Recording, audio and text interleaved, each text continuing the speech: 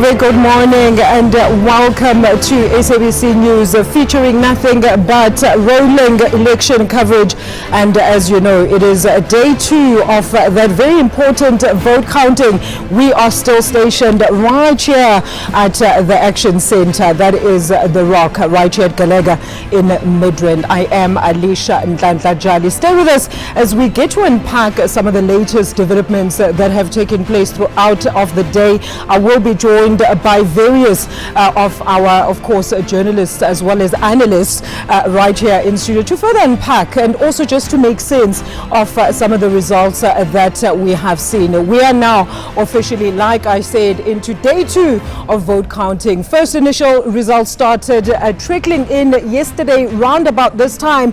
An official word from the IEC is that they are obliged to only release the official as well as final results 7 days after polling. But I can tell you today, as many of you woke up to an active leaderboard behind us, I'm sure you were either surprised, shocked, or maybe even disappointed by what you saw, depending on, of course, how you voted. And if you voted, so today we continue rather tracking all those latest developments with our reporters stationed across the country while we monitor as well as decipher the numbers and speculate at this stage as to what the outcome of this election will be. Thank you so much for joining us. We're going to continue the discussion right now with Pastor Bert Pretorius, who is one of the observer missions that is joining me in studio. He was, of course, having a conversation there with my colleague, of course, who has just departed and left us because she needs to have some rest. So thank you so much to Lizo for holding down the fort. So, Pastor, thank you so much. A very good morning to you. Yes, and a good morning to you. Again, morning. We're walking through the nights here. It's second night now in a row. Absolutely. Yeah. So, Pastor, I mean, I caught a bit of your conversation when I walked into studio talking about the importance of observer missions. Let's look about why is it so critical then for elections, every election to be observed, and what goes into becoming an observer? Well, the issue is the acceptance of the elections and how volatile the situation can be. I mean, we've looked at the, well, KZN is an example, how we had the issues a couple of years ago, within a couple of days, billions of rands of infrastructure destroyed, hundreds of people, killed through violence. And the voting is very passionate and it's very close to people's hearts, and that's why it's so important that there be free and fair elections. And that's why, as observers, we are independent. We're independent. We are here. We're independent of political parties, but then we're also independent of IEC.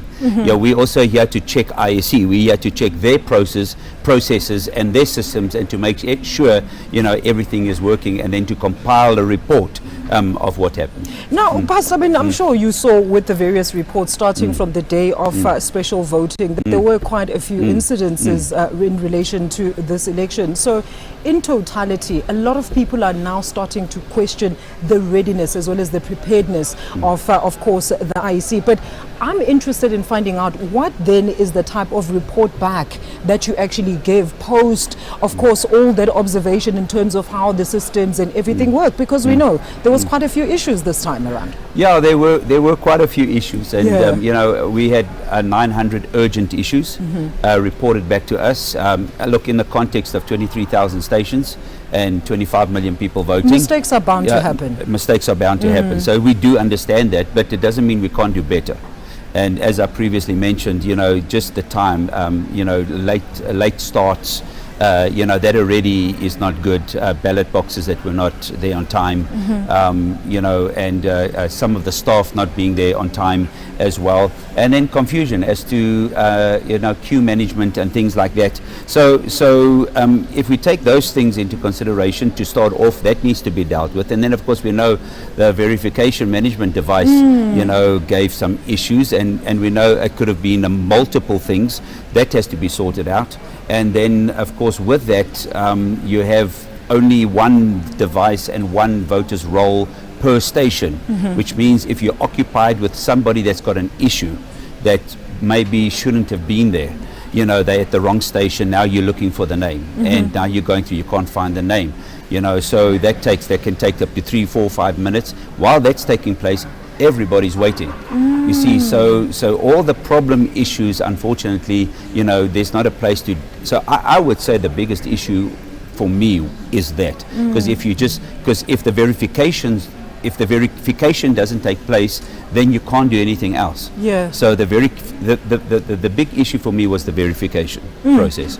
And then, Pastor, who gets that report back that you would finalize? And I mean, how are those corrective measures then applied?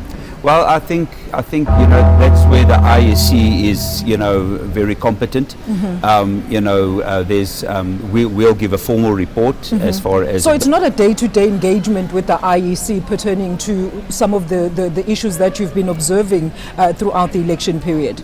Look, obviously we take urgent issues that affect it. We've got, you know, we report that because we're talking borderline criminal. Absolutely, like vote rigging as well. Exactly, all of that. And you know, we had some of those issues which we had to deal with. So we can't leave that. So, but that you do as a normal citizen, so not necessarily as an observer. Yes. But as an observer, we're looking at the processes, the issues, and making sure it's independent. And then we've got to declare. From our side, we got to declare whether this, you know, from our side, do we feel this is free and fair? You know, so if you take everything into consideration, you know, we look at all the issues, of which we have about 900. But in the context of what we have found, we still haven't completed our investigations. But within that, you know, we can, from our side, already start saying, you know, this has been a fair election. The ISC has done actually a swell job. They've done a good job. If you think the magnitude of the work that they do, you know, and what has been accomplished. But then, of course, they can do better. So whether it's got to do, look, we don't know why it is, whether it's got to do with a budget, definitely insufficient training. You know, the presiding officers, I must say, were very enthusiastic, very parate, were very willing, but not all of them were well trained. And some of them also never had the capability of fixing issues. They don't have, you know, having the capacity to fix an issue because, you know, maybe you just don't have the know-how. Exactly. So things like that, we'll have to look at, you know, the staffing and the training and all of that. But see, that doesn't take away from this election. You know, we can make the next election better, but that doesn't mean this election took longer. It was, you know, it took more time. But as far as fair is concerned, and as far as free is concerned, you know, we actually think the IEC actually did a great job. Well, we're not finished. You know, we still. I was about to ask. Yeah, Pastor, we're not finished. I mean, are you declaring the elections? No, I'm not declaring. Not yet. No. I can't do that. My staff are still working at things, and then obviously we've got to decipher between fake news. And, you know, so with our management system that we have, you know, throughout the whole country, you know, we had a place where they can send videos, send photos, send pictures, audio, and because we must make sure that it's not fake news, and then we investigate.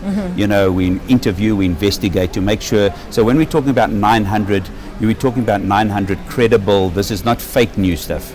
Geez, that's a lot of work, Pastor. Yes. I mean, I don't think anybody actually imagines like the magnitude of the work that you actually put in. Having to go. I understand that you are at every polling station. You've got representatives there. So it's quite a lot of work that goes in there. So let's talk about this particular election. All right, Pastor. I mean, what did you notice as the difference besides the generic ones being the fact that, you know, we've got independent candidates, it's a 3-ballot system and so forth. So a lot of anticipation around or speculation around how the IEC was actually going to mitigate or even try and ensure that those issues do not pop up. But I mean, we're having reports, weekly reports about the state of preparedness by the IEC, and they did ensure the nation that in fact it was all systems go. So let's talk to us about that. I mean, the difference particularly in this election, is it the only reason why we had so many delays? The fact that there was 3 ballots and other issues? Well, you know, there's certain things we can say for a fact, and there's certain things that are speculation. You know, so if you're talking about speculation, you know, the fact that, you know, every Tom, Dick and Harry was taking the IEC to court. So, I mean, they were, I think, the last 3 months, they've been sitting in court the whole time, I don't know, 20, 30, 40 cases, and it's continuing. So, and then the more parties, remember we've doubled, the national was 52 that qualified. Now we're not talking about the other 100 that tried to qualify. So, if you take them having to work through all of that, I think that's a lot of extra work that is not normal.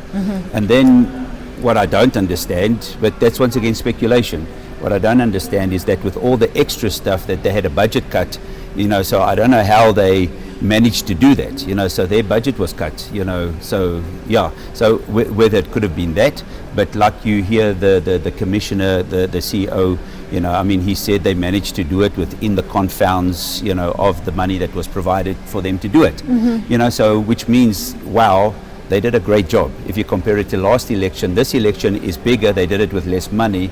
Well, and it seems like they did a good job, fair. Well, that's well done. The issue of funding, right? And I don't have like the complete details around how much was actually allocated to the IEC, right?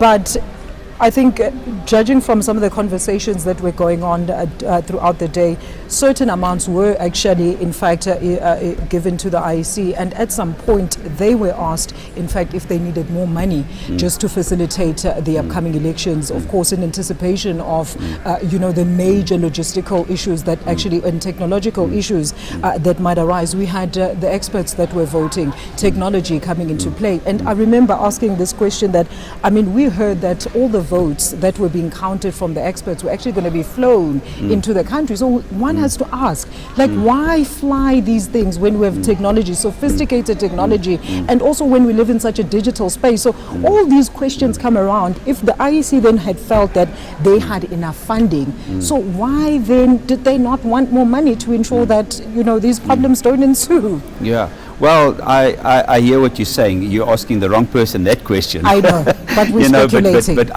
we're speculating. But I agree with you. And those are the issues. With the funding. So I'm looking, for example, if we say you need 2 devices per station. Now we know that's quite a bit of funding. Yeah. So we need 2 voter rolls, because for me having one was insufficient. As far as time is concerned, so, and whether you divide it between 2 stations, because, in my logic, that's what it seems like. At one school you can have like 5 stations, and there more votes are coming in. Yes, definitely. Pastor, that bell basically means that of course, we're going to be seeing a lot of action there on the leadership board. So let's just wait and find out, as well as get clarity as to what exactly and why that bell is ringing. Now, of course, the center is a hive of activity today. There's still a few political party representatives that are stationed on the floor, like I said yesterday, having their eyes fixated on that leadership board.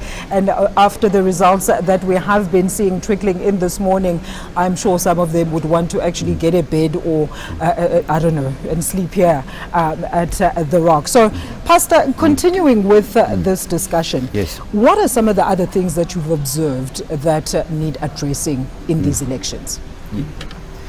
I think we need more observers as well, and I think looking at some of the things taking place, but obviously I'm an observer, but but we can't get involved. So I think that from an observer place that there can be a little bit more participation from an observer role, so that we can influence the process. So because at the moment, according to the law, it's illegal. We can get arrested, for that. And so therefore we do what we need to do. So the thinking behind that, I don't know. Those are things we'll have to debate and things we'll have to talk about.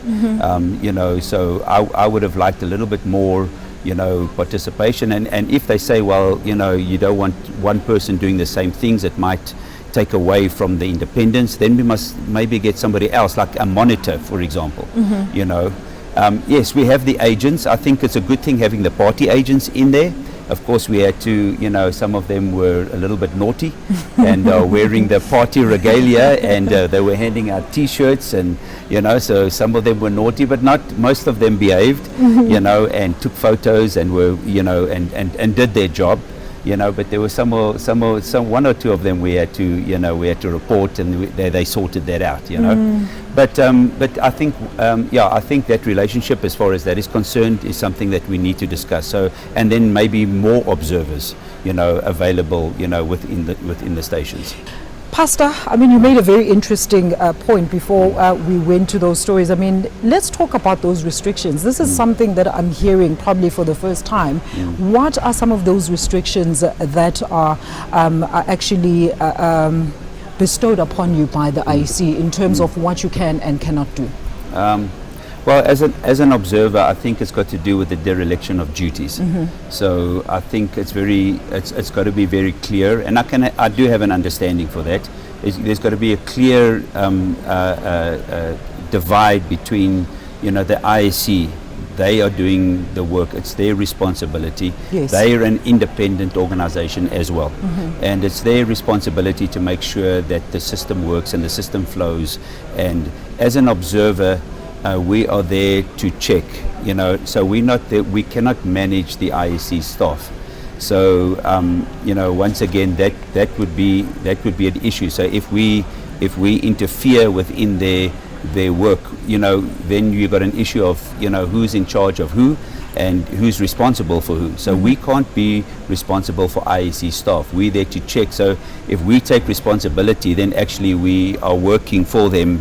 And so I can understand that there's got to be a split between those duties, and that they are then employed to do that work, and we're there to check them. And if there's things wrong, we can't necessarily tell them on the floor, okay, you do it this way, do it that way, because they're the ones that are trained to do it, not us necessarily. Absolutely. But the thing is, we are there to observe when things are wrong. You see, so of course we did training. All of our observers got training. So when you talk about restrictions, is that we cannot do the work of the IEC, the presiding officer, and we're not there to manage the IEC staff, but we're rather there to check systems and processes and to make sure. So that would be the restriction that's placed there. Now what I'm saying is, many times, when you see something's wrong, you want to jump in and fix it, but then that could be seen as voter interference. Absolutely. You see, so the thing is, where do you draw that line? So the line is drawn. We cannot interfere, but obviously if there's something criminal, obviously we're going to report something that's criminal. So so that's more or less what it is. Now, looking at the issues we want, that we're looking at, and the problems that we have, those are the things we're going to discuss. But that's now for after the, it's not things we could fix, while the process is unfolding. Although we felt some of them we could you fix. Should have. You understand? Some of them we feel you can fix, but then you borderline on interference. So, and I understand that, because that can go wrong, where you've got somebody, because observers are not perfect either. You see, so to manage that, there's got to be a clear line. So I do understand that. But like little things, like coming to you in the line, you've been waiting there 3 hours. You get there, they check your name's not there. Then they said, oh, you're at the wrong station. Now you've got to go to that station. So that happened quite a few times. Yeah. So, now, so it is the responsibility of the voter to, there's a number they could have SMS'd, 5-digit number, they could have SMS'd the number, and then they know exactly where they need to be. But if they had somebody in the line, just going down the line, making sure everybody knows, do you know you need to be here? Okay, let's put the number. You can just text this number, and this number will tell you whether you're at the right station. So once again, it's just communication. So if they just communicated, put up the number there, and from the start, before you stand for 8 hours, makes the process much easier. There you go. So little things like that, they need to be rectified. Pastor, thank you so much for your time this morning. I was about to say this evening, but that is Pastor Bert Pretorius from the Mahlasedi Foundation, and they are one of the observer missions that are currently observing this election, just talking to us about what it is, the responsibility in totality of what these observer missions actually conduct during elections.